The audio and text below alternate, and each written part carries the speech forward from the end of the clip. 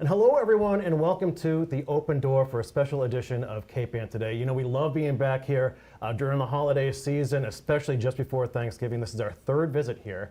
And I am joined by my new co-host because Heather Atwood is actually away on assignment. And it's Julie LaFontaine of The Open Door. How are you, Julie? Oh, I'm doing great, Kory.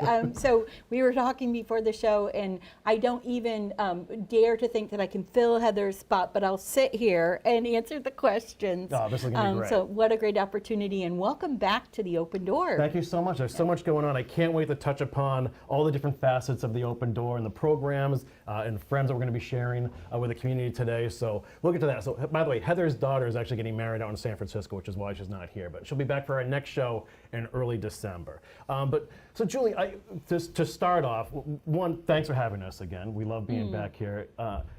One thing that sort of struck me, working with you through spring and summer and fall is that you've navigated through COVID, and we're still navigating through that. But the Open Door has blossomed, and it's expanding and ever growing. But so have the needs of the community. And so it'll be interesting to see what your designs are to match and meet those needs. Yeah, well, absolutely. They say that change is opportunity, and we've had a lot of opportunity over the last couple of years, just trying to navigate through the pandemic, and then now the pandemic era, we're still figuring out what that looks like. So we made some big changes, and we have our Director of Operations, Jen Perry, here to talk about some of that in just a few minutes. But, one thing that you are absolutely right about is we just keep expanding to meet the need, and there's been ups and downs in our economy, a 40-year high in food prices, and people are feeling it at the grocery store, they're feeling it at the gas pump, and those are the kinds of things that bring people to the Open Door to use one of the pantries or the meal program or some of the services. Right. It's amazing work here too, and I do want to touch upon, we have an amazing list of guests today. So when we were when we were conceptualizing the show a little while back, why did you want to have these people on today? Oh, that's a great question. So we wanted to have some of our community partners here to show really that the Open Door is an intersection for the community. And there are many people who have nutrition programs, organizations that have nutrition programs here in town, and every one of them are intersecting with the Open Door. Nutrition is not just a food pantry issue. Nutrition is a healthcare issue.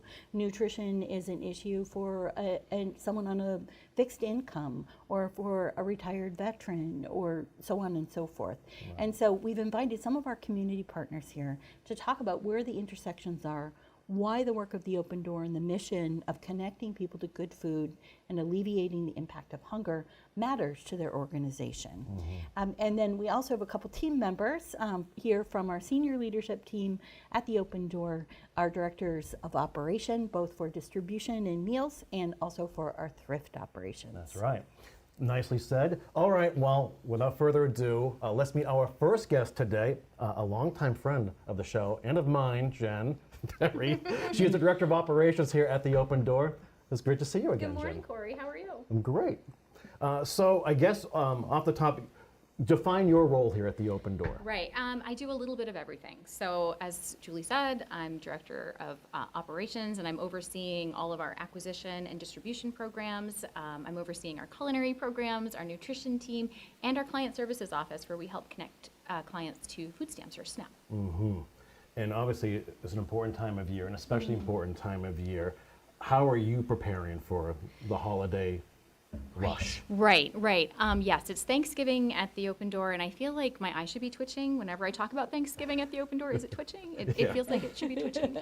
It's very busy around here, but we are... It's really our Super Bowl. We call it our Super Bowl week, right? So we are gearing up for our Thanksgiving basket program, and we are anticipating a 20% increase this year compared to last year. We have more people registered with still a week to go than we had received baskets last year at Thanksgiving. So it's going to be a big holiday for us. Food is something that brings us together, and so we want people to be able to put a feast on their table at home and celebrate the holiday like we all do, with friends and family and great food. And we also know that celebratory foods look differently to people from different backgrounds or different dietary needs. point. And so we, at this time of year, it may not be a turkey for those folks, or they may need different sides. And so we can also issue gift cards so that people can create a holiday memory that is going to work for their family. Very nice. So it brings food equity and it aligns with someone's own idea of what the holidays are. Right. So now how many folks here are actually working basically around the clock to help keep this operation underfoot? Well, it's all hands on deck. On Saturday, we will have every team member working a shift somewhere. We'll be giving out our Thanksgiving baskets. It's really the kickoff of the distribution to our pantry clients. But we'll also be at 6 supermarkets for a food drive. So everyone's gonna put in some extra time on Saturday. Oh yeah, do you want to talk about that for a little bit? Yes. So we will be at 6 supermarkets on Saturday. We'll be at 3 in Gloucester, at Market Basket, Eastern Ave, Shaw's, and Stop and Shop. And then we'll be at Crosby's in Manchester, and Ipswich Shaw's, and Market Basket in Rowley. Very nice. And we'll be there 9 to 3, and we'll have a branded vehicle so you can find us in the parking lot, and we'll be collecting, all kinds of donated items, but we're putting the focus on breakfast foods this year. So, cereal and juice and syrup and pancake and waffle mix. foods And like why that. is that, Jen?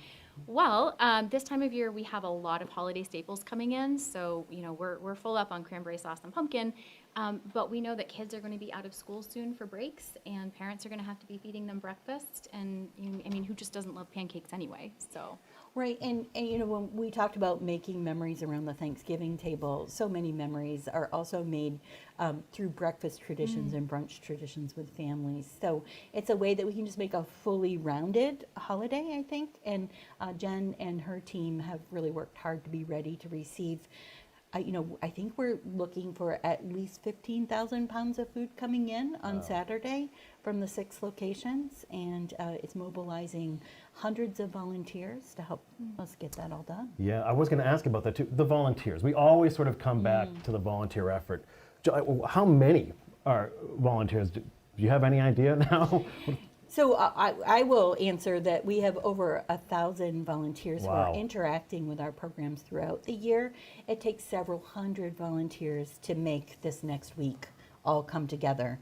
And we'll be giving out turkeys until we close the door on Wednesday afternoon. So this is a time of year that we want to make sure that everyone has what they need. Yeah. So it's a time Amazing. of plenty, a time of thanks. It is. So, and Jen, what's it like for you to try to meet these needs from staff to the recipients? Well, the great thing about the Open Door is we have really strong systems and we have really strong partnerships. So we have 13 distribution points in the community for these Thanksgiving baskets. So we know where to go and who to work with to get this job done. Our team is highly skilled. We love to build on what we've done in previous years and develop best practices. So it really it somehow always comes together. And I, in my role now, my hands touch things very little. It's really up to the team to make this work, and they always do. Well, and Jen and I talk about this a lot. We say that the Open Door brought us up. Jen has been here 17 years. I've been here just over 20 years as the director. And there was a time that we touched every turkey that went out. And now if I touch a turkey, it's because I want to. Yeah. And so that is really a testament to this community, the volunteers and the support and the team that's been amassed to get this done. Yeah, that's efficient. Yeah. That's pretty amazing. Is it on having Julie ask you questions across the table today? Oh no, I'm used to being grilled by Julie. Where are we on this? What's going on? No. So what else should we know about the Director of Operations and what's going on here right now? Well, I think we've had some highlights I'd like to point out recently. So we added a farmer's truck to our fleet last year. You may have seen it out and about in the community. And it's really been a game changer for our mobile market program. The farmer's truck allows us to get to harder to reach populations, cover more geography because we serve 10 cities and towns, and provide more access points in the community for folks. And so we've been able to add 4 mobile markets just in the last month, and we're doing more pop-up markets. We're able to load the truck up and go out and serve 3 markets before it needs to be reloaded. So efficiency-wise, it's wonderful for us. We also have our online shopping platform, Smart Choice, which we actually launched last June, but it's really been helpful for absorbing this increased need. Julie mentioned the increasing food costs, and since the summer, with those continued increases, we've seen the request for food assistance to the Open Door go up 31% compared to last year. So there is more need, but we're able to absorb that because we have such a great distribution system through our food pantries, and we all got used to going online to order groceries during the pandemic. Yeah. It's just a socially acceptable way of getting your food, and now our clients have that ability too. Very nice. It really is. And, Jen mentioned the farmer's truck. We're always looking to reduce the barriers to access for our clients. And, as we talk to our clients to say, what are the things that are keeping you from getting food? Transportation is right up there on the top of the list. It's tough to get transportation to get here. And so instead of 100 cars finding their way to the pantry, we can go to one market location and serve 100 people. Yeah. And it also addresses something else that is really kind of runs through all of our programs, and that's the social stigma. So sometimes you feel like, I don't want to go to the food pantry, but if you're going to the farmer's truck, it's like you're going to a farmer's market, or something that is special just for your neighborhood or your senior center or your college campus or school, elementary school. And there's something equalizing about it. And we really try to look at food access through the equity lens. Now, when the Open Door began, which communities were you serving? And then how does that expansion begin? Because I can't imagine the responsibility you must feel when, oh no, we're taking on an entire other municipality now. Yeah. How do we deal with this? Yeah. So we started in 1978 with just serving Cape Ann and Ipswich. And we added in 2016 all the towns contiguous to Ipswich. And then by virtue of proximity, we're taking our farmer's truck to the North Shore Community College campuses to address student hunger in both Lynn and Danvers. So it's 12 North Shore cities and towns. And we do it carefully, planfully, and then sometimes we do it while the plane is flying. Like during the pandemic, we had to come up with solutions that weren't fully vetted. We tried them and then adjusted them as we went. Unbelievable. All right, Jen, before you let you off the hook, anything else that you want folks to know about the Open Door as we prepare for this holiday season? Well, I think the Open Door is just a trusted community resource, and we can get the job done. And so come out on Saturday and donate your breakfast items. Yeah, sounds great to me. Jen, it was great seeing you again and catching up a Thanks. bit. Thanks for your Okay, time. thank you. We'll talk to you soon. She was great, right? She was awesome. And she always hits home she runs really for was. us. So Saturday, November 17th, 9 to 3. Yes.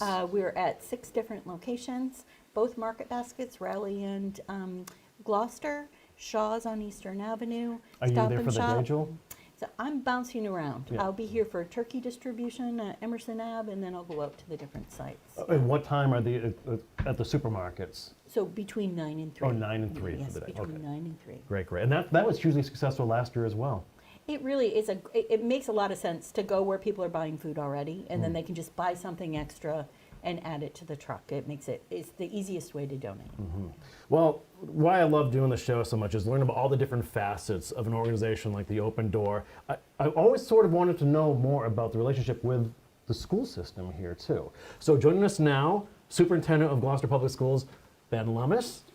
How you doing, Ben? It's great to see you again, in person now. How about that? What a Yeah. concept. We've had a lot of Zoom We'll We'll do conversations. a fist bump. Great There to we see go. you. All right. Nice Glad to see be you. here at the Yeah. Open Door. How are you? I'm all right. I was instructed to modify to adjust this. Oh, Is there that you go. okay, everyone? Yeah. All right, great. Good to see both of you. So Ben, I guess off the top, can you sort of explain the relationship that the schools have with the Open Door?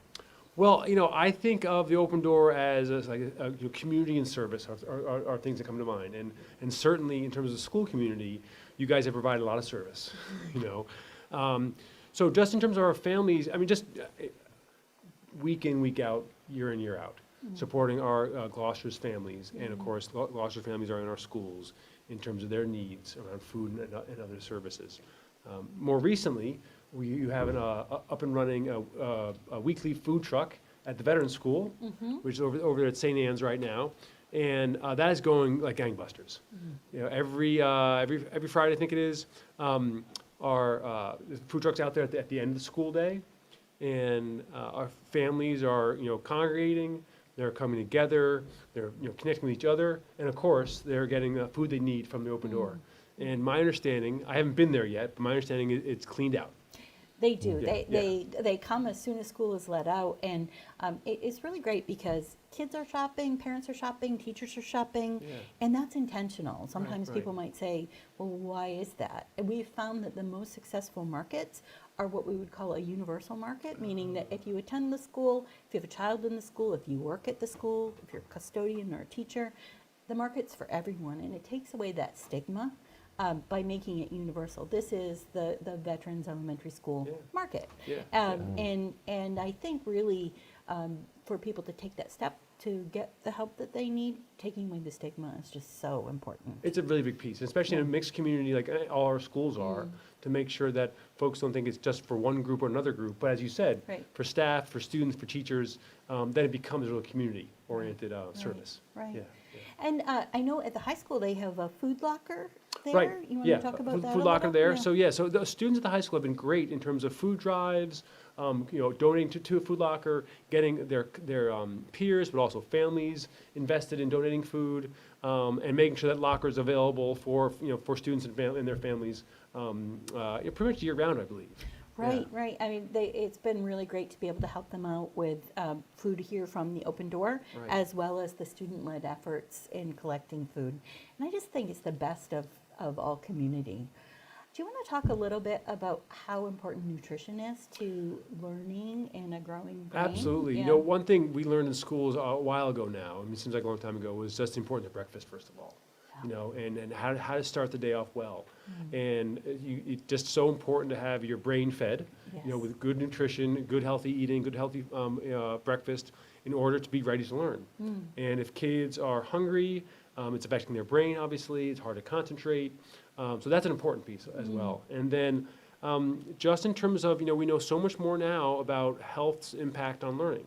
And that could be mental health, that could be physical health, and of course nutrition supports both of those. Right. So whether it's the food truck at Veterans, providing food and meals across the weekend, or getting going with we offer breakfast in all of our schools, and that it's just a vital piece of education is making sure kids are getting the nutrition they need, the food they need, and they start the day off right, and then can continue for the rest of the day. And Absolutely, Yeah. absolutely. I know we have school groups through here to do service projects, and one of the things that I'll ask is, show me what your stomach looks like when you're hungry. That's great. And it's sometimes they'll draw the picture, or sometimes they'll show you. And I'll look at the camera over here, but the one kid looked at me and said, and I knew exactly what he meant. This is what we feel like when we're hungry, when we don't have what we need.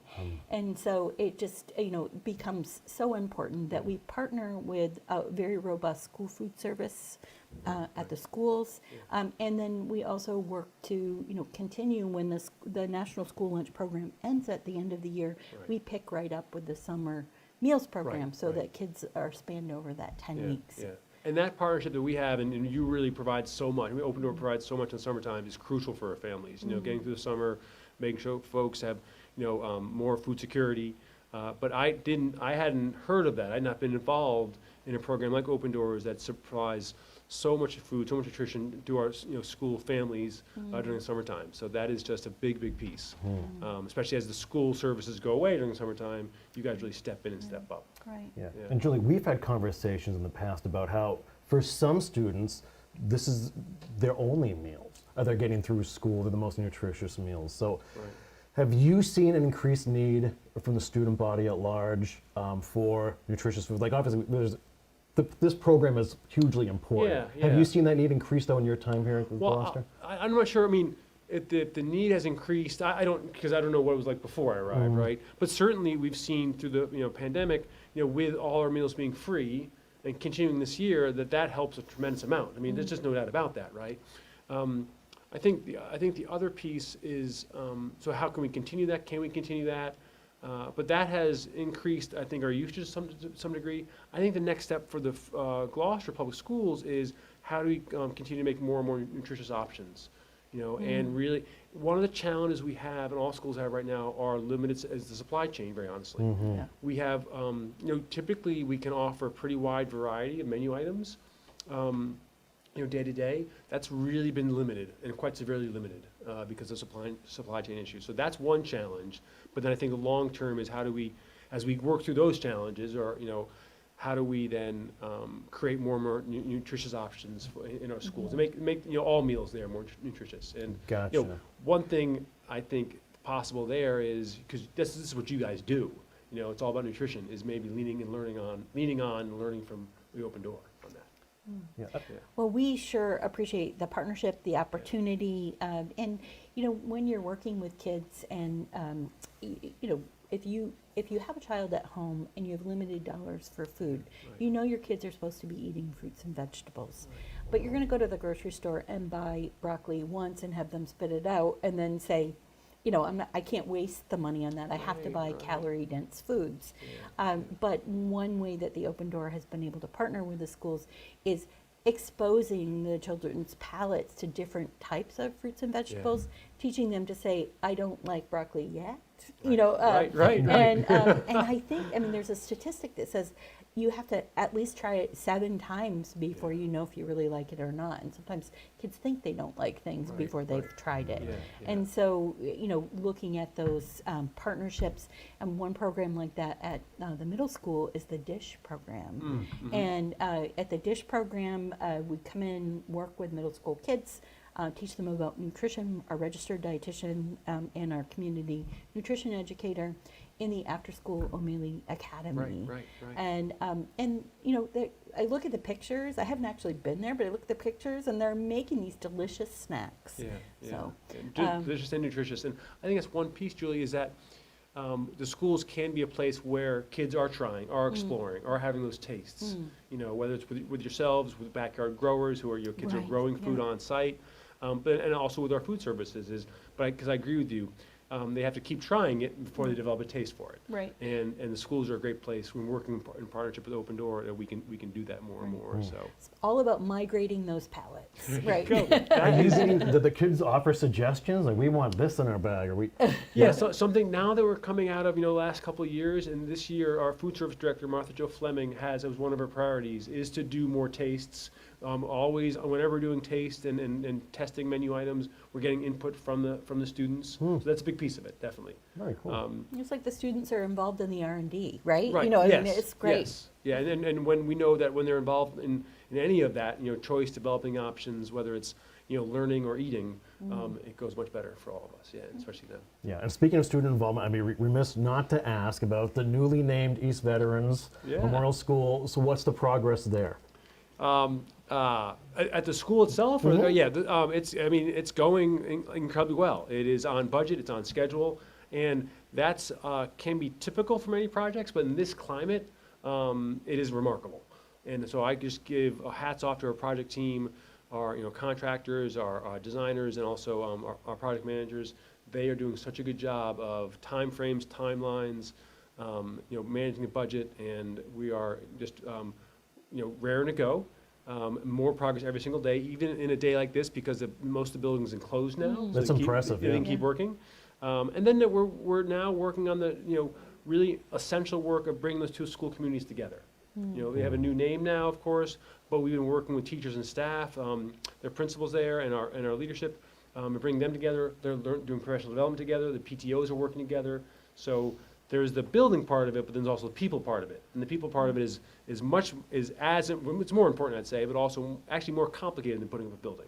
Right. So we're making good progress on that. That's great. Very excited about it. Yeah, and just to reiterate to folks too, is there an ETA on when those doors open? Oh yeah, next school year. Unbelievable. Yeah. So our staff will be there in August, setting things up, and we should be good to go on day 1 of next year's school year. That's such an exciting thing for this community. And Ben, thank you so much for being here with us today. Oh, yeah. It's a partnership that the Open Door really relies upon and enjoys. Absolutely. So thank well, you. I would just reiterate. I'd right back at you, Julie. I mean, I think Open Door is, as I learn more and more about you guys and the organization, community and service is really what I said before. But you bring so many people together, people you serve and provide nutritious meals and food to, but also the folks who are helping out here. And you're open to our students helping out and their families, And that is, it's much more, the Open Door, I think, is much more than just providing nutritious food.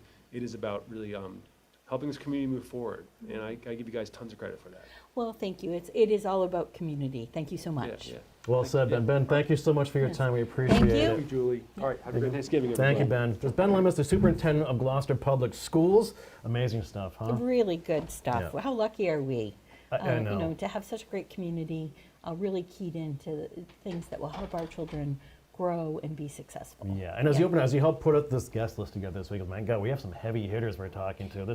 It's really amazing when you think of it, you know, the intersection of all these community groups working together to lift everybody up. It's so impressive. Just as a reminder, just a special place that we live in. It is. I mean, and it's the true definition of community. It's no one thing. It's everyone together, right? All right, moving on now. Jason Andre, come have a seat, buddy. I just met you a little while ago, Jason. It's great to finally see you. Hi, Jason. Hey, Good Kory. to see you. Julie, good to see you Nice again. to see you. Jason, VP Addison Gilbert Hospital. I am. That's a and also- lofty title. I love that. It is. And I'm also a proud board member for the Open Door as That's well. right. So it's great to be here. I appreciate the time. Oh, thank you for being here. Welcome. Thanks for coming. Yes. Yeah. So, how did you? So your involvement with the Open Door, how did that begin? And being on the board, how satisfying is that to be a part of how the organization? Well, let's take that second part. It's incredibly satisfying. I think the work that the Open Door has done for this community is amazing. I've been part of some of the Open Bowl I've been part of some of the Oh, the empty bowl empty dinner. bowl. Yeah. Yes. Yeah. I keep calling it Open Door empty Yeah, bowl. it's tough. Yeah. It's a tongue So, twister. but that was my first introduction to the Open Door, and it was an incredible event, and I was sold and thrilled to join the board and talking to Julie and the team. It was a great intersection between what we do at the hospital and for the community, as well as what Open Door. There's a lot of overlap with our missions and visions, which is incredible. So I guess right off the top, how did this partnership come about? I mean, you would think of the food pantry and a hospital working hand in hand. How does that actually work? There's the age-old adage of an apple a day keeps the doctor away. And right now we're seeing an unprecedented amount of patients coming through the hospital. And as everybody knows, diet and exercise go a long way into reducing some of the chronic conditions that everybody sees: heart disease, high cholesterol, heart attacks, strokes. So working with the Open Door to provide the medical nutrition therapy and the medically tailored groceries help reduce some of these chronic conditions that keep patients home. That's what we want to do for the community, is to keep you home, keep you healthy, and reserve the hospital services for those who truly need it, because nobody wants to spend 8 hours in an emergency department. And after this pandemic and the volumes we're seeing, sometimes that's the unfortunate situation. So if Yeah. we can work together to keep people in the community healthy, it goes a long way. So at the hospital, in addition, we have nutritionists there that can work in hand with some of the Open Door nutritionists to kind of have that hospital to community handoff. We have diabetes educators. We have a lifestyle management institute where all of this kind of wraps up so that patients can get the medical side of the care and then get the nutrition side of what they need from the Open Door. Interesting. Yeah, so Jason is exactly right. There's a lot of really great adjacencies between our organizations. And if you think about it, nutrition is the first and best building block to better health. Absolutely. And so as we started looking at what was bringing people to us, we realized that we needed to make a commitment. We realized early on that we needed to make a commitment to making sure we have fresh fruits and vegetables and proteins and dairy products beyond just the canned goods. And so in fact at the Open Door, 35% of what we distribute is fresh produce. And there are some people who come and only take fresh produce. But you asked how our partnership got started. Yeah. We really started looking at the services that we provided through the Open Door, not just as emergency services. That's often what people think of. They think of canned corn and peanut butter, kind of the USDA products from long ago. But in fact, we really needed to be addressing this as not a public health issue, but a healthcare issue. It's really having access to food and nutrition, in a socially acceptable environment, is a social determinant of your health from the day you're born until the day you leave the earth. And we kind of partnered with the hospital to make sure we're addressing everything in between. Yeah. Well, it seems like such a natural fit. It is, and it has had some trickle-down benefits too. I know you just spoke with Superintendent Lummis. Over at the high school, we have a health center that the hospital helps run, and they have a free food locker that they couple with the Open Door. They have students that volunteer with the Open Door so that we can get some of these families that have inequities introduced to the Open Door. So if a student comes home with a full meal from the free food locker, oh, where did this come from? Came from the school, and they work with the Open Door, and then it starts making that connection so that some of these families aren't hungry or get the fresh produce that And they makes may not that have first access to. entry point to say, oh, Exactly. look, here's some, I can get some help and it will make a difference. Because some people don't know they're there when they're there, and they need to figure out what that entry point is and overcome some of the stigmas of that entry point. And I think some of the work the Open Door has done with the online ordering really has reduced some of that stigma. So moving forward, how do you see this relationship strengthened? Are there things that, is there a wish list of things that you think you can both help provide the community together? Or brainstorming sessions, or what do we do next? I think Julie and I are working on that. I'm newer into my role. I'm just about a year and a half into my role, and I think the future is bright. Addison Gilbert and Beverly Hospital, who we partner with, are pillars in the Cape Ann and Beverly communities. And especially for Addison, we want to keep that as a resilient beacon on Cape Ann, and working with community partners to address some of these inequities and social determinants of health is what the future is going to bring for this collaboration. So, you know, her nutritionists and some of the hospital nutritionists and care teams can start to collaborate and figure out how we can, you know, bridge that gap between what services are received in the hospital from an inpatient side or an outpatient side to what is really needed in the community. Take what you learn from a healthcare standpoint and build on that when you're home and healthy. Yeah, Jason is absolutely right. I think, you know, in the brainstorming sessions that we've had this continuum of care. So someone is hospitalized, they're being sent home, they're told to eat, you know, a diet that is changed drastically. They have check-in points with their physician or nutritionist, but here's a community partner. The Open Door can help someone make those changes and provide some support. And we're doing that through a program called Medically Tailored Groceries. We do have a registered licensed dietitian on staff who is working with about 12 people at a time, and we'll do a 12-week program where they'll get one-on-one counseling, weekly one-on-one counseling, food from our kitchen, food from our pantry, and then ongoing wraparound support after they finish the 12-week program. So that's Medically Tailored Groceries, one of the first in the country, actually. We have one of the first medically tailored grocery programs. Medically tailored meals are more prevalent, and for example, at community servings is medically tailored meals. see. But we're really focusing in on groceries because that's what we can provide the best. Right. And the fresh is what the key is, because you talk about the canned corn and the peanut butter. Yeah. The amount of sodium that are in those cans is valuable as having the food is, but you know, looking at how we can tailor that to somebody who's on a low sodium or restricted diet. Well, and moving from a calorie-dense diet to a nutrient-rich diet is, you know, we were talking with the superintendent just a few minutes ago, it's a migration of your palate. If you're Right. used to eating a certain way, lifestyle changes are not always easy to make. I know that myself. And so to put some supports in place for people who may be struggling with a whole other set of challenges is something that we can Right. do in partnership with the hospital. Right. Exactly. And now here come the holidays, right? So cold and flu season, depression, it's darker earlier, a COVID uptick. You know, how do you continue to prepare to just stay in front of this? We have a strong team at the hospital, and we engage our community partners, but vaccinations, washing hands, face masks are all important to kind of keep some of that at bay. But, you know, staying healthy, eating bright, and staying home when you can goes a long way. And then you mentioned kind of the seasonal affective disorder and depression. What some of our community is seeing now from a behavioral health standpoint is not been seen in a long time, or not been talked about in the way it's been talked about now. And so we continue to work on building up our behavioral health resources, expanding the amount of counselors we have, and really trying to staff up, because people need that extra person to talk to. And again, it's about kind of that first step and bridging the gap. And if you want to get healthy, both mentally and physically, it could be a big change, and everybody needs a little bit of assistance, and that's okay. Right. Because we don't want to get to the point where it becomes a medical emergency. We want to get it when it's, Address it before it's a addressable. crisis, right? Yes. Right. Yeah. And then, save the resources for those crisis moments.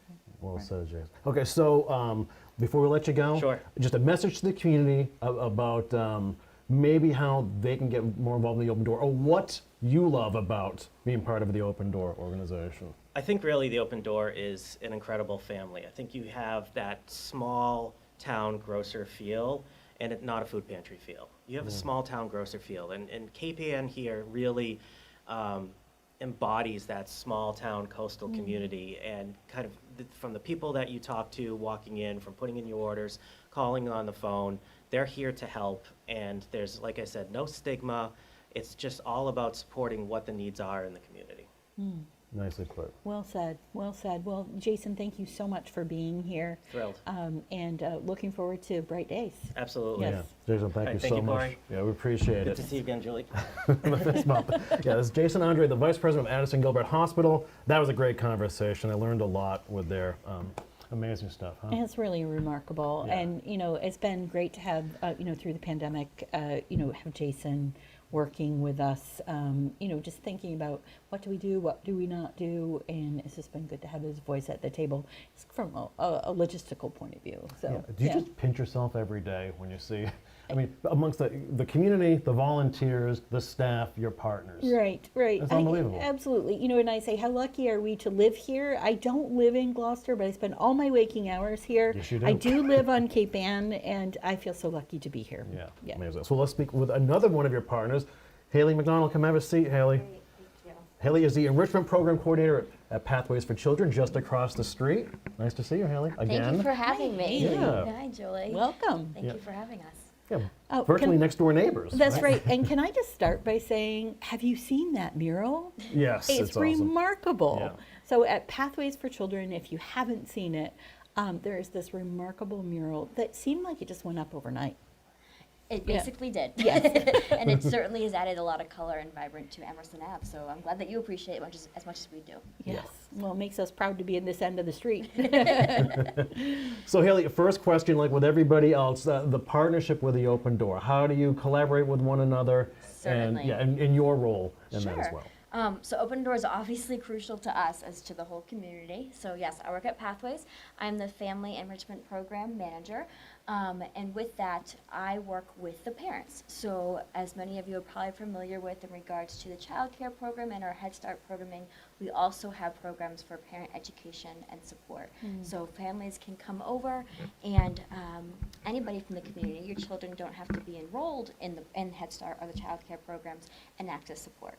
So how do we use Open Door with that? In so many ways. So as Julie knows, for our nurturing program, we, for many years, was accessing food from the Open Door to bring to our family meals. And a whole part of that was, so when family says, oh my gosh, this food's so delicious, where does it come from? We can say it came from the Open Door. And that way of kind of reducing the stigma that might be there, are kind of Oh, it's a marketing ploy, Yes. right? Yeah, yeah. easing access to families to coming over and making kind of might be some of their first touch with Open Door, and hopefully many more. Other ways that we collaborate is that we have the advantage of having the mobile market truck now visiting us. We have the mobile market at Pathways for several years now. Who even knows? Oh, well, Pathways was actually our first school-based mobile market, and it was 2008 when we There you arrived go. there. You have the yes. information. I do, and we were inside the building, and then we migrated over to offer the market in our own dining room and a special family supper for Pathways for Children, right up until the pandemic shut us down. So, Absolutely. yeah. And I was going to mention that because that was crucial for our families in regards to having a set night that was family time at Open Door. It was a great avenue and a great resource for our families and activities to kind of just bring them walking across the street. It might seem intimidating for some, but so crucial to get them over here and see everything that you have to offer in this amazing facility and building. Yeah, and Julie, do you want to just talk about the importance of this partnership you have with Pathways? Well, as we just heard the superintendent discuss, there's such an important connection between brain development and your nutrition. And we're starting very young at Pathways, making sure that families have access to the food that they need. And also the nutrition education pieces and migrating the palate, letting kids try things maybe for the first time. And it's kind of like a low barrier try. You can like it or not like it, and then you can try it again and like it or not like it, without putting a financial burden on a family food budget when they're buying things that their kids might not eat, that they want them to try. And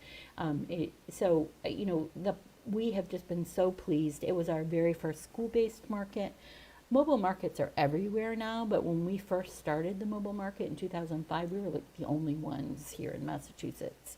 And many people replicated that program, and we were doing public housing neighborhoods.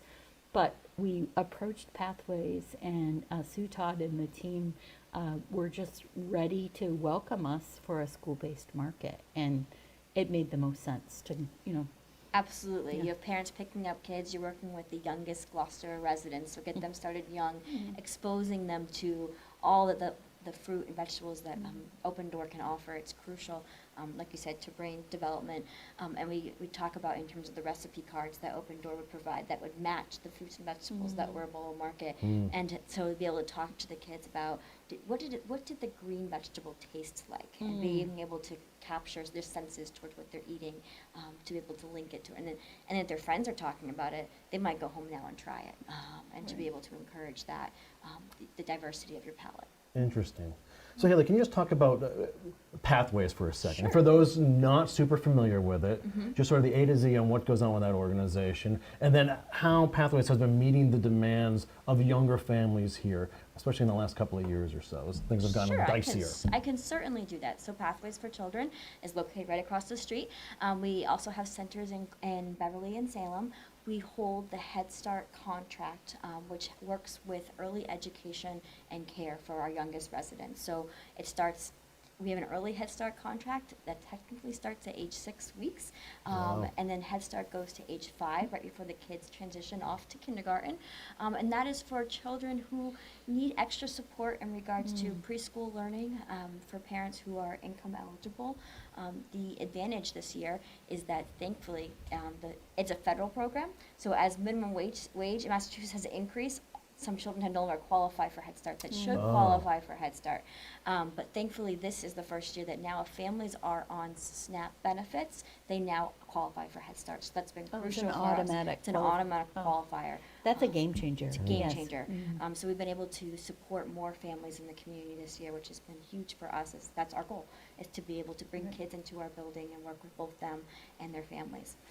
So Head Start is a wraparound model. So what it is that they get health and nutrition support, they get a social worker assigned to the family, they get being able to evaluate for special education service if the family needs that, to link them to resources in the community. So with that, the social workers will establish goals with the family, and certainly if food insecurity is identified, Open Door is the first stop, and the first thing that we recommend in regards to mobile markets, visiting the pantry, making sure families are aware of the resource that's right next door to Pathways. In addition, we have the after-school program, so children can come over after school, and they're there during the summers and school vacations. And then we have Dolly Parton's Imagination Library that's open to anybody in Gloucester in regards to receiving free books in the mail for children Such under a 6. remarkable program, right? It's great. So just go on our website for any children who are under 6 that live in Cape Ann. They are automatically eligible, and there's no qualifications. And then other pieces have to do with linking parents to resources, understanding that sometimes it's more than just the kids that need the help. So we have some support groups connecting parents. A huge part of it is making sure nobody feels isolated. So being able to have those support groups to meet other parents, to talk about some of the challenges they might be facing, we provide that avenue across the street, and we link it up with the day of the mobile market. So for families who don't have transportation, we have grants to get families to the support group. So we give them transportation to the support group. They can then visit the mobile market and get their fresh fruits and vegetables. Oh, and that's great. I did not know that. Yes, we provide childcare. Yeah. So it's kind of one-stop shopping, be able to get your fruit and vegetables, come to group. We have childcare, and we purposely do it all in the same evening, so that way they can access everything at once, and we can transport them here as a result. That's remarkable. You can see why they're such a great partner, such seamless integration into our programs and ways for us to plug in as you look to address barriers to access for your families. Absolutely. It's been difficult for either of your organizations to identify those who need help and to have those folks sort of ask for help or receive that help. I think we've talked about stigma and things like that before, but how difficult is that to whether it's a mental hurt or whatever, to get someone to be, okay, we do need help here, my child needs help here? Certainly. I mean, we have some people who are knocking down that door once their child's age eligible to come into our programs, and we have other families who we know about them through, say, the Housing Authority or through early intervention, and they might need a little bit more support in regards to filling out that paperwork or whatever that might be. And so we have our admissions team that works with them and figuring out what's best, should we go meet them out in the community? Can we show you a tour of our facility? How can we best make you feel comfortable? Certainly we faced that more in the last couple of years, as understandably some parents were hesitant to send their children to group-based care. Right, right. So being able to talk about what our procedures were to do our best to keep children safe and mitigate spread was certainly a conversation topic. But we did face that more in the last couple of years. But we are dependent upon community partners to let us know who those families are, and then we do our best to be able to go access them. Makes sense. Yeah, that's so true. And who would have ever thought that some of the things we've dealt with in the last few years would be things we'd ever have to prepare for? Could we ever have imagined a time that things would be shut down? Could we ever have imagined a time that we had to watch so closely? And it feels good to maybe not be quite in the height of it right now, but make no mistake, we're still in a pandemic era, and just always having to be mindful as community providers that we're keeping our people safe. So. And certainly, if people know of any families who can access support, you reach out to us. We can get them what they need in regards to concrete needs. We can get them into child care settings or getting them into our support groups. We are always open to work with anybody. Well said. So, and Haley, if people want to learn more about Pathways for Children or contact you, how can they go about doing So that? our best place is to go to our website, which is www.pw4c.org. And then also you can reach out to call our main number, 978-281-2400, and they'll get you in touch with the best person to speak with. Yeah. And if you're looking for their physical address, go over to the Open Door and look that way. Yes. Look for the big bright mural. Yeah, It's absolutely. gorgeous. It's Yes. gorgeous. So, Haley McDonald, thanks so much for your time. We appreciate it, and all Thank the you work for you're doing having at me. Pathways and for Great. the community. Thank you, Haley. Thank you. Yeah. Beautiful, yeah.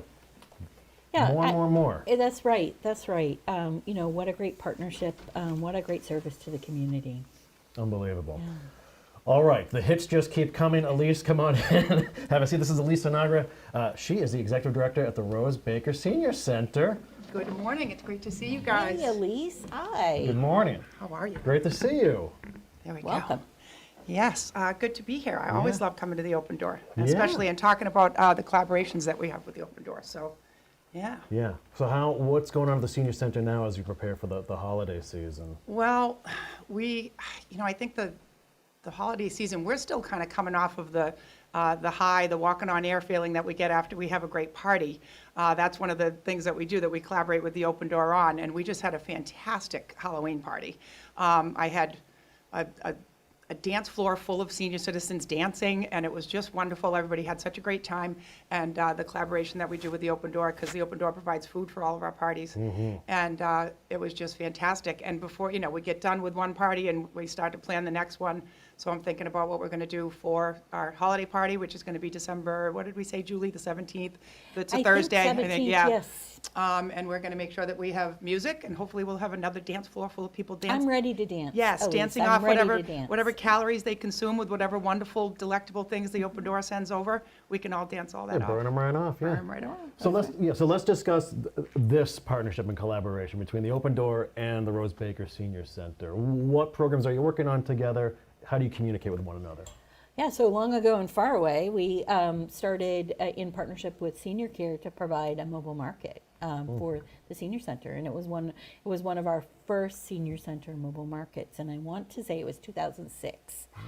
So it's been a long time, and it was a new thing to come in with groceries and fresh produce for seniors to take, and no one was going to participate at first. first. No one was going to do it. No one wanted to take something away from someone else. And then I forget who the brave soul was, but somebody went first, and then everyone did it. And that program has evolved and evolved again over the years. And then Elise, how long have you been at the Rose Baker Senior Center now? 2.5 years, the Yeah. first year of which we were closed and trying to find new ways to serve people without a senior center being open. So that was interesting, but I've been there about a year and a half now that we've been open. And that mobile market program that you were just talking about, Julie, is growing. I can just see how important it is to the community. The numbers, I think especially with everybody's, like everybody's aware of and talking about is, inflation and rising costs of everything everywhere. And I'm seeing that kind of reflected in the numbers of people that we're serving through that mobile market program. Well, The and number especially- just seems to be yeah. growing like every month, so. Someone on a fixed income, if you're on a fixed income and the price of food jumps up 30%, you don't have 30% more in your fixed income. Exactly. And so we have to get creative. And some of the ways we get creative, pre-pandemic, we'd been doing a meal program, kind of an add-on meal program, which was called it Senior Soup and Salad. So it was a salad bar and a stout soup, as Fred Cowan likes to say, a stout soup. And it was a place for seniors to come in and have a bite and have some community. And we're not back up to pre-pandemic levels, but I think we're providing meals two days a week for you now. Our Thursday and Friday lunches that are provided by the Open Door are out of this world. We get a soup and a sandwich, and we're serving about 40 to 50 seniors that come down for those Thursday and Friday lunches. Yeah, I've been. Yeah, they're fantastic. The sandwiches are always great. The soups are just like to die for. The soups are so incredibly good. Everybody's always buzzing about how good the soups are. A lot of people take the recipes. They have the ingredients list so people can see if there's anything they're allergic to. But I hear a lot of seniors say to me, they send over the ingredients, but I want the recipe because they really love the soups. And it's just, it's great. All of that helps. And I think that something that's incredibly important that's embedded in a lot of these things that we do is that one of the main concerns that the Council on Aging has is isolation, the social isolation for seniors, because we've seen so much data that shows that so many bad things, happen. There are very negative health consequences. There are a million negative consequences to social isolation. And those lunches that we have, where we have, 40 to 50 seniors, they're all having a great time. On Thursday, we have a gentleman who comes in and plays the ukulele. I defy you to come in on a Thursday and leave without a spring in your step and a smile on your face and some song kind of stuck in your head that's just lilting along back there. And it's really nice. And food enables all that. And it's just that great facilitator of all that. And a funny thing about the mobile market program is me being new. When we opened back up, I was trying to devise a mechanism so that people could come in and it could be efficient. They could come in, they didn't have to wait long, they could get through the line and get Right, their right. groceries and leave.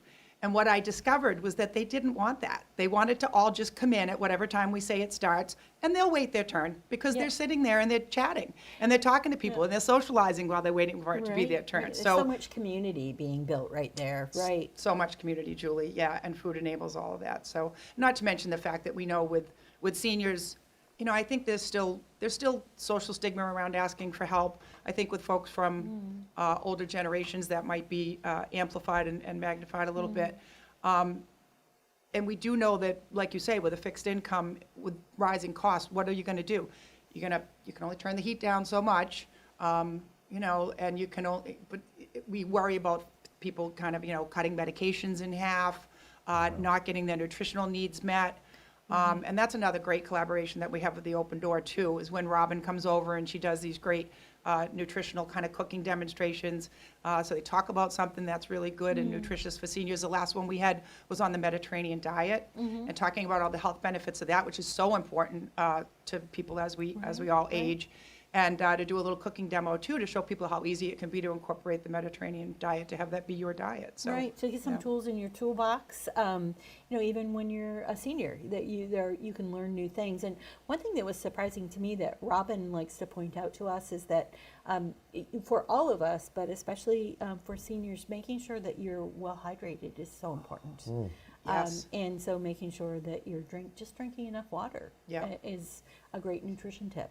Yeah, and that's something I hadn't thought of, and I drink a ton of water, so I'm surprised I didn't think of that, Julie, but I'm glad that someone like Robin does, and that she knows to bring that up to seniors, that yes, That's a big part of this, is make sure that you're drinking an adequate amount of water.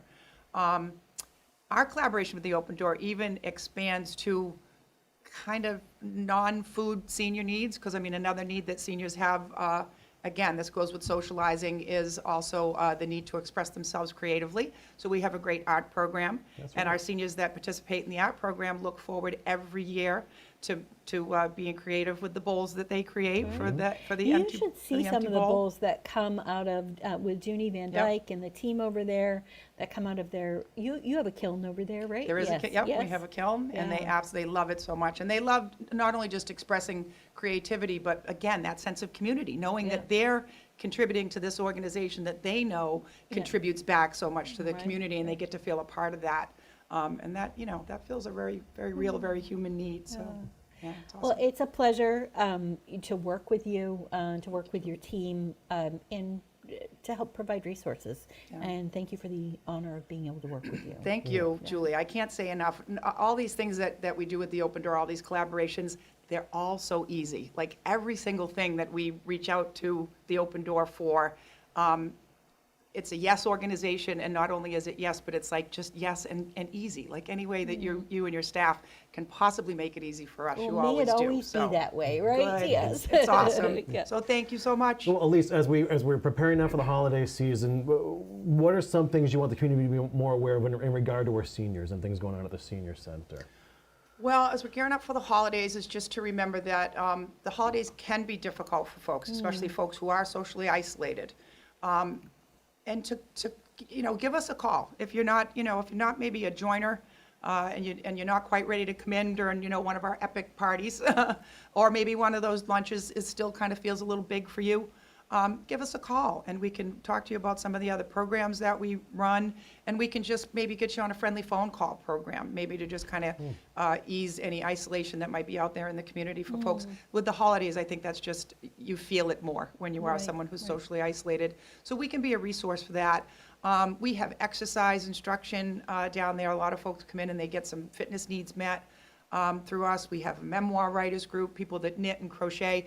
We've got a really robust calendar of things going on, and the best way that folks can be aware of that, and I encourage everybody to do this, is give us a call at 978-325-5800 and ask to be put on our newsletter mailing list. We will send you a good old-fashioned hard copy piece of mail that will come in the mail, and it is kind of everything that's going on down there, the regularly scheduled stuff, the special event kind of offerings that we have. We had an event last week, I think we're going to repeat it too, where we had seniors come down and bring an electrical bill, so we could help them to make sense of that and see whether they're on the city's aggregation program. And yeah. just so we're always doing all kinds of different ways to try to be creative and help. And the best way to stay on top of that is to get on that newsletter mailing list, and you can always see what is going on with our collaborations with the Open Door as well. And we have, I'm excited about this, we're trying to put some evening programming in place. We know that seniors can't always get there before we close at 4 o'clock.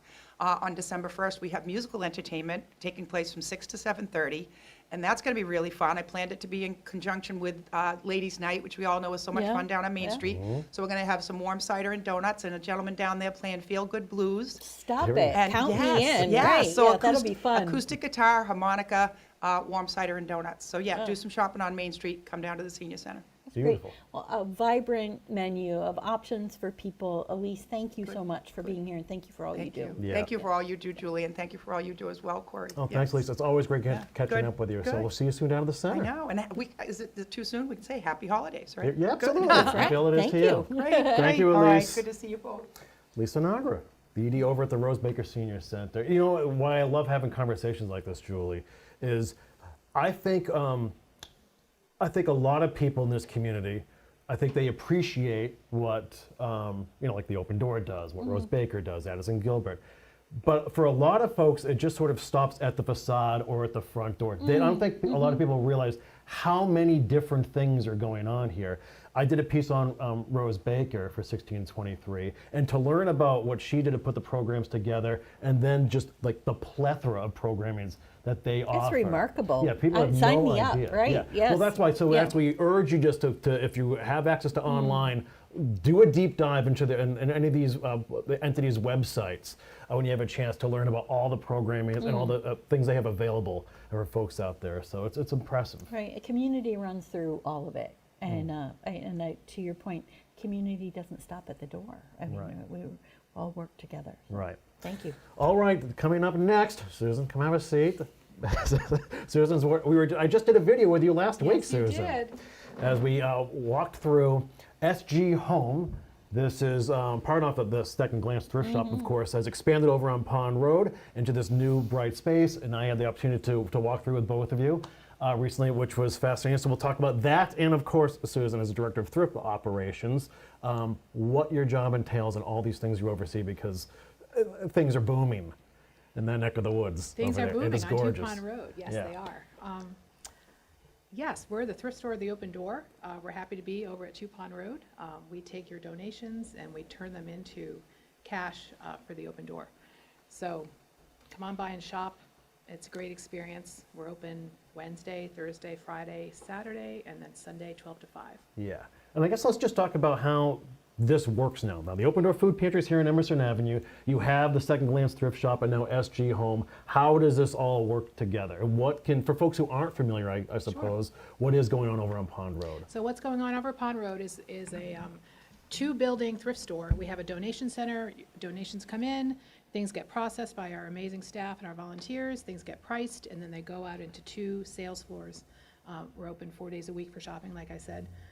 We have a great team. We merchandise things beautifully. We get amazing donations from the community around here. It's just incredible. It blows my mind every single day, the types of things that we get donated. It's gorgeous. Quality of Yeah, things we this get isn't like a donated. run-of-the-mill yard sale. Like this, these are beautiful items. Beautiful Yeah. items, all at lower cost than regular retail. We have a wide array of pricing for every person. We sell furniture, we sell housewares, we sell knickknacks, we sell holiday decor, we sell clothing by the bucket, lots and lots of clothing, handbags, shoes, artwork, beautiful artwork. We live in an artsy community, so the artwork that comes in is incredible. It really is. And Susan, if I'm driving by on Wednesday morning, a corner of Pond Road and Eastern Avenue, and I see a line of 60 people, what are they waiting for?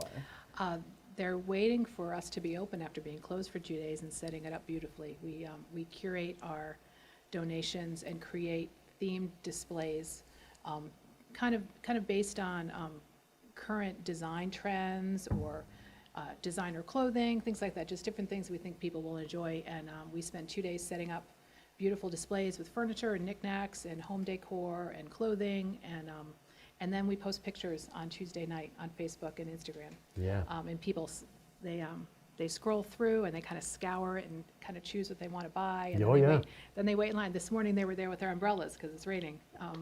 Yep, all lined up. And Kory, it's Yep. really something to see if you haven't seen it. People are lined up, wrapped around the back of the building. For real, this is no exaggeration. right. It's a long line. It's a long line, and people know exactly what they want Oh, yeah. because of the Yes. pictures that have been posted on social media. And, I have to say that Susan is quite the genius when it comes to social media. She's helped, post these pictures, create the pop-up theme on Wednesday mornings. And how, people are coming from far away. Where are they coming from? People are coming from far away. We did have a woman, she's recently moved, but she came at least once a month from Vermont to buy furniture, which was incredible. Wow. Now she lives too far away. She's in North Carolina, I think, so she couldn't take an airplane. She might surprise you. If Maybe she'll come back the and truck visit. pulls in, we know we're in Yeah. trouble. We have people far and wide coming. We have people that are resellers. We have people that are stagers, working to stage houses. We have people that just are bargain hunters, but they're coming from all over. We get lots of comments and questions and stuff on our social media Yeah. the night before. And I'm always, I wish I could live, I wish I lived closer. We have a lot of followers also from across the country that always comment on, I need to take a trip to Gloucester and come Right. visit you. So, We didn't Yeah. even know what Gloucester was until we saw this, Right, right? right, yeah. So, Susan, we pre-pandemic, I know that the store did a lot of special sales, and we've been kind of making our way back to that. Do you want to talk a little bit about what you have coming up for the holidays? Yes, we have a big event coming up for the holidays. Pre-pandemic, we did what we called our holiday shop, and it was a one-day Sunday event that was great. We curated almost all year with beautiful items for the holidays and for gift Antiques, giving. collectibles, brand new Yeah, things. Yeah. jewelry, beautiful clothes, things to give for gifts, things to just to decorate your house with. This year, we've decided to do it over a 4-day time period. So we'll be open for this event December 7th, 8th, 9th, and 10th, Wednesday, Thursday, Friday, Saturday, and each day is going to have a different theme. And even be in a different building. The main store will always be open, but then we're going to add our SG Home building 2 of those days and do something extra special. We're going to have farmhouse Christmas decor. We're going to do a little bit of boho decor. We have lots of vintage Christmas items, if you didn't know, is super popular. All the shiny bright ornaments and the ceramic Christmas trees and Yeah, the big stars and everything. yes, Yeah. all that stuff. So that'll all be in this event. So. Very cool. But, you know, the holiday market is not just Christmas tree decorations. No. It's Christmas shopping, and it's a really tangible item. I mean, we have so much fast furniture, so much fast fashion now, but something that has stood the test of time. It may be decades old, and it's got that quality, but also kind of the thing that invokes a memory of, like, I remember my grandma had one of these. Yeah, I don't know how many people said about those ceramic trees, like, Yes. my grandmother had one of these. I can't believe I found this. And I think with all that we've been through these last couple of years, it's a touch point for people, reminding them of kinder, gentler times. Right, Right. right. Yeah. So, well, how important has it been to have the second glance and how SG Home serve the Open Doors mission? Well, we serve the mission in a lot of the ways. We serve clients. We offer low-cost goods or free items for people that are in need of clothing at the change of season, or their kids are growing up, or they've moved into a new place and they need furniture. We provide the items free of charge. So that's a great way that we serve. We also, our goal this year, so if you're looking to donate, our goal this year is to provide 25% of the operating budget of the Open Door from Second Glance. And that's the cash operating budget. So that's a heavy lift for them. Yeah, it is. SG Home, though, is going to help push us towards that goal. Yeah. Well, the really cool thing when you start walking through SG Home is, well, you always see online the beautiful displays that you mentioned earlier. Yep. Does it get competitive amongst the folks inside on? Oh, the shoppers? I've heard that too. The shoppers and the folks putting the displays together. We have a friendly competition. Yeah. Yes, we have several merchandisers that all love it, and they actually work really well together. But and the fun part for them, I think, is they all have kind of a different look, a different vibe. Yeah. You know, someone's very simplistic, someone's very country, someone's very over the top. But sometimes they do kind of jockey for which piece they want, which couch do you want, which pillow do you want. But they work really, really well together. Yeah, it's funny. We were there Yes. for the opening day. We couldn't tell you how many noses were pressed against the glass. Like this, It was like, we want that. I need Hoping those for a end tables. glimpse, Those three. right? Yeah. Yeah, awesome stuff too. So, okay, while we have you here, Susan, anything you want folks to know about Second Glance or SG Home as we prepare for the holiday season now? Well, number one, I want you to know, come shop. There's great things for your family. Think about, maybe you want to have one or two thrifted items or one or two secondhand items to give to your families this Christmas. It's good for the environment. So that's something my kids actually love. Guaranteed to be unique, Yes. right? Yep. It's unique and it's fun. So, come shop for Christmas or for the holiday season, and donate. We're in the busy season now, but very quickly in January, it starts to, we could use donations. So look around your house, see if there's things that you no longer like or use, or that still have some good life to them, and we would be happy to take them. And how does that process work? So we take our donations by appointment. You can go online to the website and sign up for a donation appointment or a furniture pickup. We pick up furniture. If you struggle at all with that, give us a call. We'll help you make the appointment, or show up and we can add you in and do it with you in person. If it's even hard to do over the phone, we're happy to help you right on the spot. We have donations appointments every day. We take donations 7 days a week, and pretty much can get the time slot that works for you. Right. And Susan, many people would say, why do we still have to make an appointment? The pandemic is over. Do you want to talk about that at all?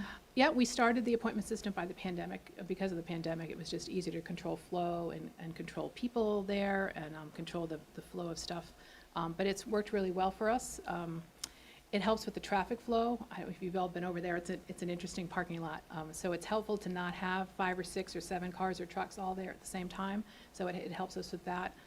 It also helps us keep track of donors. It helps us to give you more attention when you come. We're trying to keep organized in that back room. You get an automatically generated receipt from the appointment app that comes to keep track for your taxes. So once you do it, it's not that hard. If you take that first step to fill it in, next time you do it, it's super easy because all your information is already Right, and already there in are there. 96 appointment slots a day, so there's probably not going to be a time that you can't make an appointment, but it does really Absolutely, help. right. Yeah. And you have a little wiggle room, we don't make you stick exactly, people call and say, I'm going to be 3 minutes late, that's totally okay. Yeah. We understand, Yeah. so. So are people finding all the information through foodpantry.org?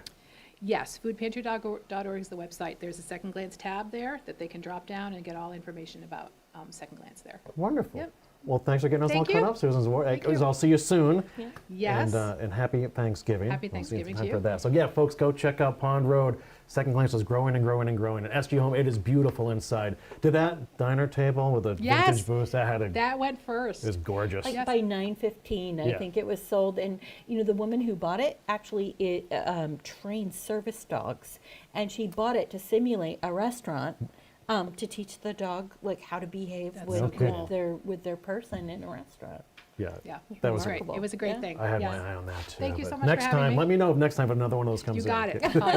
Thanks, Susan. Yep. Thank Bye-bye. you, Susan. Beautiful. Yeah, it Wonderful, is nice yeah. out there. It was great being part of the grand opening. Yes, well, the Open Door certainly cut the ribbon on a new chapter with SG Home Yeah. last at the beginning of the month. I guess it was the 7th, 5th, whatever date it was, and it, it's just remarkable. And there's always something awesome too about when there is a line out front of a place around here. Something special is going on inside. So just to have that sort of popularity and people coming back and back again, like they wouldn't do it if it weren't quality items and for a good cause.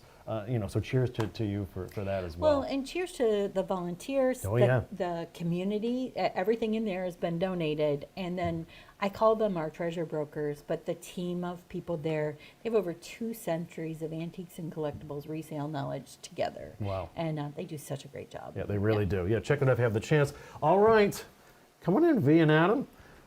Now we're going to sit with Adam Curcuru and V. Chipperini of Cape Ann Veterans Services. Great to see you both again. See ya. This has become a tradition of ours. I here. know. You guys must have been talking about Second Glance. We were. I'm blown away Yes. with the awesome work that they do over there. We can always rely on the military folks to wait patiently, right? Just hurry up and wait. That's our motto, isn't it? Yeah, well, thanks for your patience today, folks.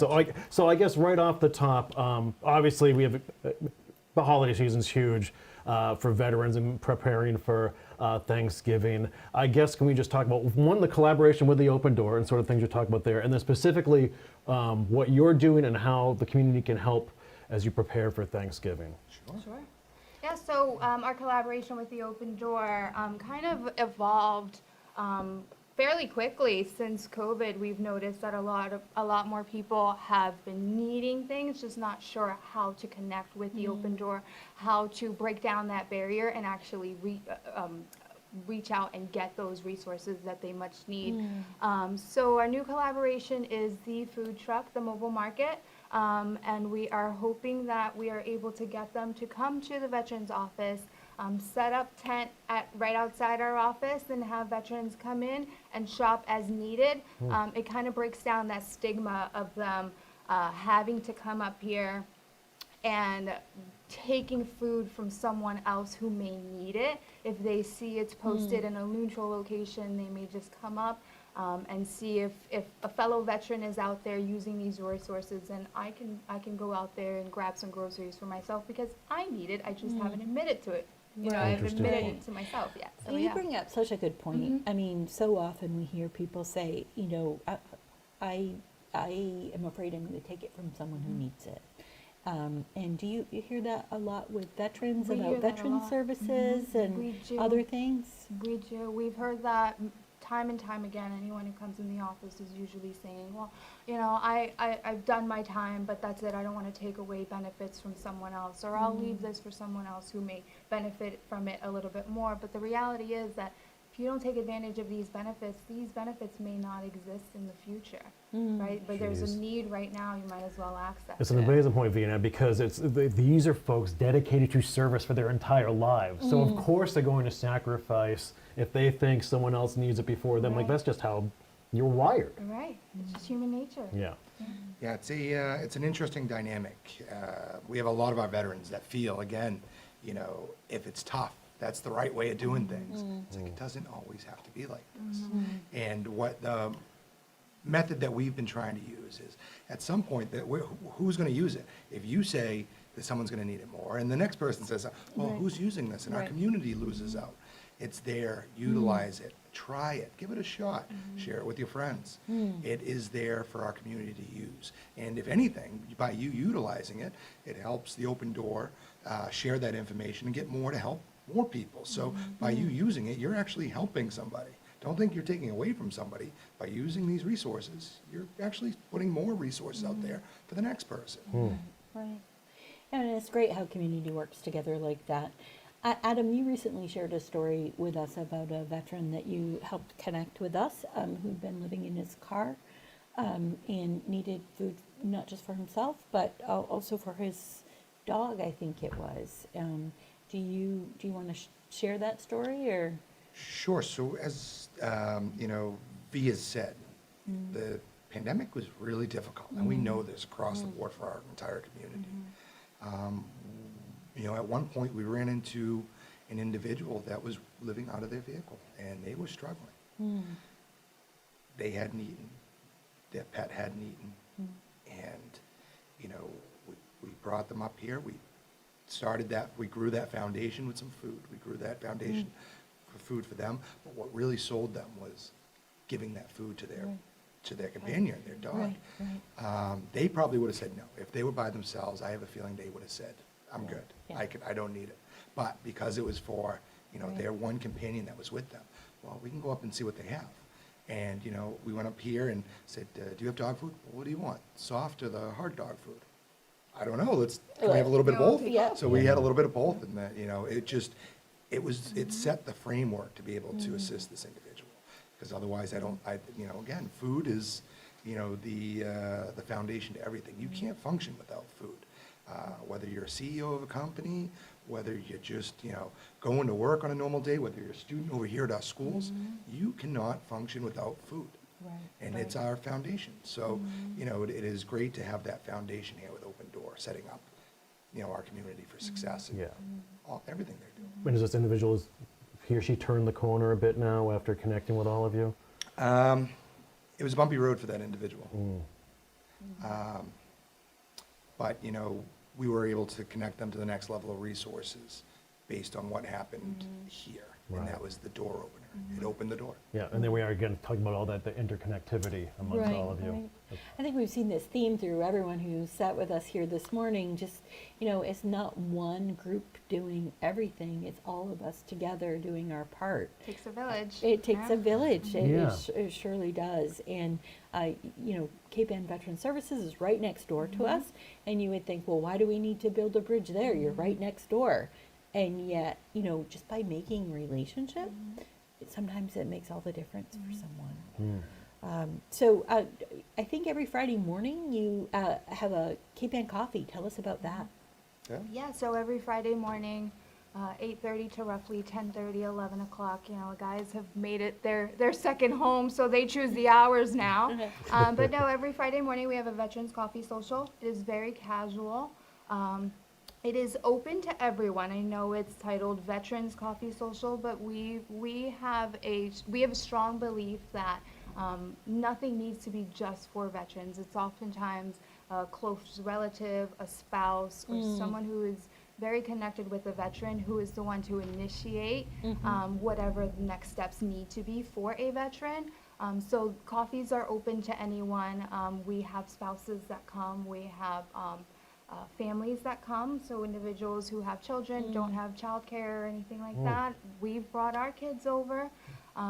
It's open to anyone, and it's really just a regular casual social to help individuals connect with each other, network, and more importantly, socialize with each other, because that's What a great idea, and it's just Yeah. kind of a great equalizer, I would imagine. Yeah, it's really picking up steam. So the VA picked it up, but the VA started these coffees as well. So we worked with one of the groups within the VA, but the VA nationally has picked up these coffees. I believe there are around 85 coffees across the country in either 11 or 12 different states. So the method of doing this, of socialization, of bringing people together, of networking and sending those resources deeper into the community. They did the evaluation. They found out these coffees are effective in getting people involved in their community and getting involved in the VA, and it's working. So, this message is getting sent out across the country, which is wonderful. Well, and it gives you this platform to share other community services. I know you had me down, but I know you've had many people come in on Friday morning just to talk to veterans about a service that might be available. or- Yeah, we actually have a lot of organizations that partner up. We actually were able to connect with Elise just a few minutes ago Oh, to have her perfect, pop yeah. in. So we have a text-to-talk phone company that's coming in this Friday, and we figured it'd be beneficial for her to also come in and listen into their presentation and then share some of her information. So these are different organizations that we like to just pop in. A veteran might not reach out and connect connect the dots with the things that they may be needing right away, but maybe through word of mouth, they may be able to help someone who may be in need of these resources and say, oh, well, I don't need this, but I heard such and such might be, Right. might benefit from this, so let me have them give them a call. Very Yeah, cool. so we think it's important to have other organizations come in and just say a few words and let everyone know what's happening locally. Well, community connections, that's what makes us all strong, for sure. Yeah. So Adam, Thanksgiving now. You're always deeply involved in helping provide meals and stuff for veterans around the community. Can you talk about that for a little bit and how you're preparing? Sure, so that is the Gloucester American Legion partnered with the Open Door. Again, another, great way of showing how the Open Door is supporting other organizations, support the community and the partnership that exists there. So that is a wonderful way for volunteers to come down and deliver meals to veterans in our communities, to shut-ins, to seniors, to those individuals that, unfortunately are alone during the holidays. Maybe their family lives out of state and they're not traveling, to have a warm meal for Thanksgiving. Everybody deserves to have a hot meal on Thanksgiving. And, families can get the turkeys here, make their own meals, but some individuals that live alone don't want to make a whole turkey. But they can get a nice warm turkey, and it is really meaningful to be with those volunteers, to get those meals ready, to watch the volunteers get together, and especially when it's family, because it really says something about Thanksgiving. People are coming together as a community to give to somebody else before they go home and celebrate with their families, and it is just. It is emotional. It is wonderful to see the support in our community on Thanksgiving morning. Adam and V, I've been here, I had the privilege of joining in last Thanksgiving, and just seeing the line of cars of all the volunteers lined up. And we go out behind Pathways and then down Emerson Ave and up and make a loop around. And you guys it was like clockwork. I think the American Legion in partnership with the Sea Cadets and many community volunteers. ROTC, Yeah. the amount of kids, we did that TikTok with Yes. the ROTC. We had to ask how to do a TikTok, Yeah. I'm embarrassed to say. They helped us Our out. but boomerang, Boomerang, yeah, that's what it was a boomerang. But now we know, Now we so. You're right. We're ready, we're Yeah, ready look for out this now. year. Yeah. So how many veterans are you serving? Do you have an idea of how many are actually around the Cape Ann area and how many are helping? Sure, so we serve 5 communities. We serve Rockport, Gloucester, Manchester, Hamilton, and Wenham. But you could probably estimate that there's probably around 2,000 to 2,500 veterans between those 5 communities.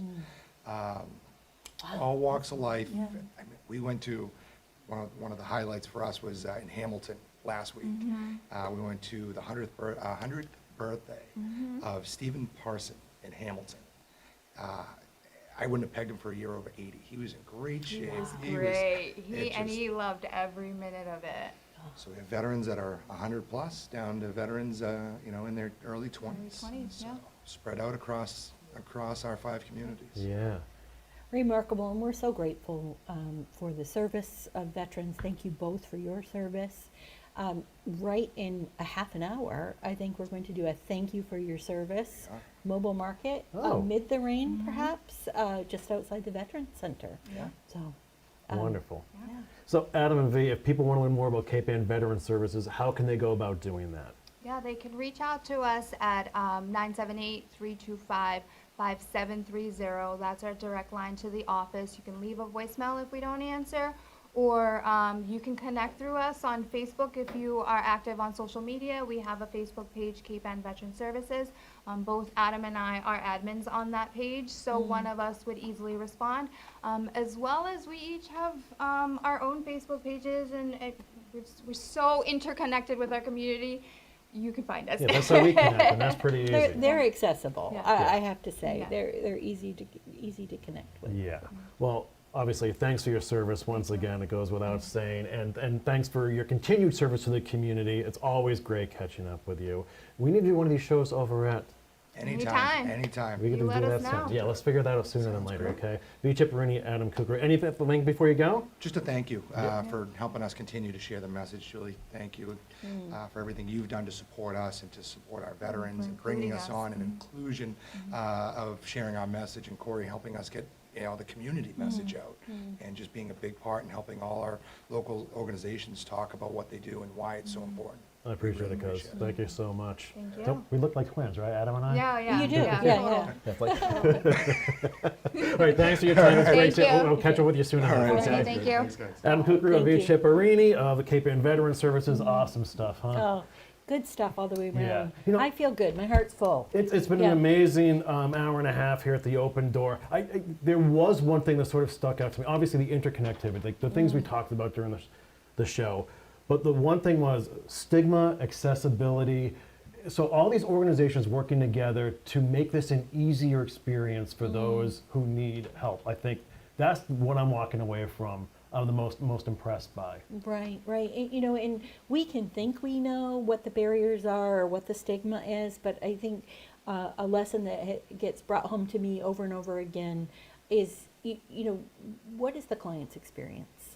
We can think we have it figured out, but when a client's voice is at the table, it makes all the difference. And Right. small tweaks in the way we do things, and that comes in through feedback from partners and direct clients, and it's all about continuing to do the best for the most people. Yeah. Well, Yeah. Julie, I can't tell you, it's been such a pleasure to work with you, and always, Please to tell become your Heather. friend over these years too Yeah. has been great. And so thanks for having us again today. If people want to learn more about the Open Door or Second Glance or SG Home, how can they go about doing that? Well, it's easy. It's foodpantry.org.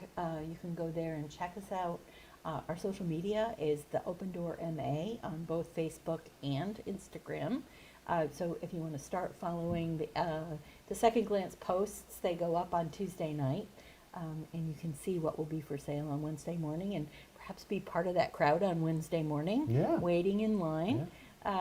But it's been great to be here. Please tell Heather that I did my best. You did. You hit it out of the park, Julie. It was amazing.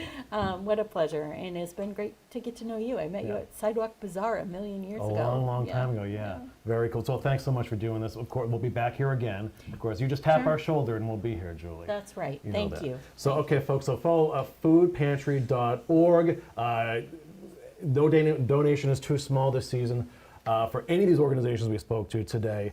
So thanks once again. We want to thank our guests, Jen Perry from the Open Door, Ben Lummis, Superintendent of Gloucester Public Schools, Jason Andre, the VP at Addison Global Hospital, Haley McDonald from Pathways for Children, Elisa Nagar from the Rose Baker Senior Center, Susan Zwart from, I guess, SG Home and the Second Glance. Second shop, Glance, right? yep. And then Adam Curcuru, V. Chipperini from Cape Ann Veteran Services. We have to thank our crew. Of course, we have Alex Palmer on camera, floor manager Alana Horn, production manager Tyler Harinson, technical director Matt McMakin, digital director Matt Moore, operations coordinator Emily Games, executive director Eric Archer, Our next show is Friday, December 2nd at the beautiful Beauport Hotel. We have a great list of guests, and I believe music from Alexander Grace and Josh Cominelli that afternoon as well. So you can come down and be a part of that show if you'd like. So again, from all of us at 1623 Studios, thank you again, Julie, and the Open Door. Thank you, and thank you, viewers. Thank you, community. Yeah, have a great Thanksgiving, and we'll see you soon.